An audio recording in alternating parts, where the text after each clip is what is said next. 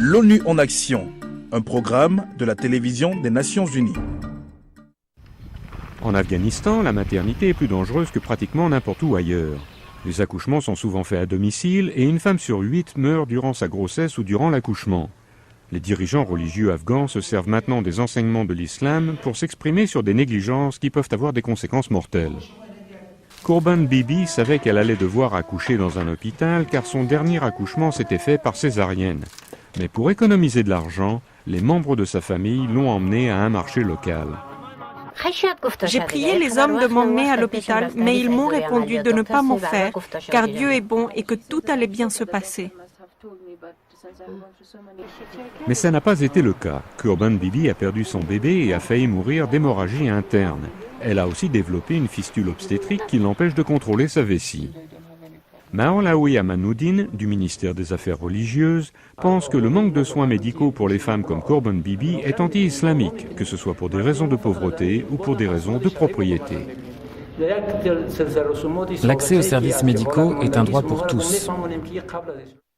Une nouvelle initiative fait appel aux mollahs afghans pour enseigner aux hommes et aux garçons comment protéger la santé et les droits de leurs épouses, de leurs mères, de leurs filles et de leurs sœurs. Ceci afin de renverser l'héritage de décennies de conflits et de pauvreté.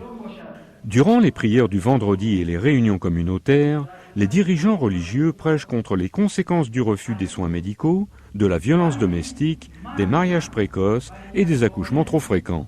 Maolawi Sadiq et Mouslem, un officier en chef de la Cour suprême, a aidé à développer ce programme. Le fait d'avoir une mère en bonne santé et une famille en bonne santé est ce que l'islam considère être un mariage sain. Maolawi Abdul Wali est l'instructeur en chef de ce programme au Badakhshan, où l'on trouve le taux de mortalité maternelle le plus élevé en Afghanistan.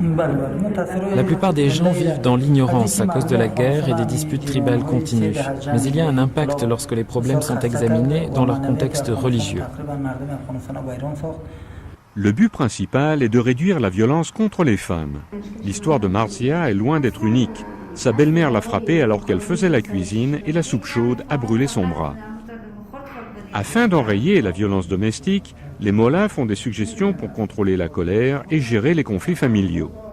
L'enseignement religieux est aussi utilisé pour défier la croyance erronée que l'islam ne permet pas l'espacement des naissances. Les femmes ont une moyenne de 7 enfants en Afghanistan et un couple sur 20 seulement se sert de moyens de contraception. Le Coran indique clairement qu'il devrait y avoir 30 mois entre les accouchements afin de protéger la santé des mères et des enfants. Les méprises familiales disparaissent lorsque les dirigeants religieux et les communautés comprennent que c'est ce que le prophète Mahomet a dit. Les organisateurs espèrent que le fait de persuader les hommes de lutter contre la violence domestique, d'espacer les naissances et d'assurer un accès médical aux femmes assurera une meilleure qualité de vie à tous les Afghans.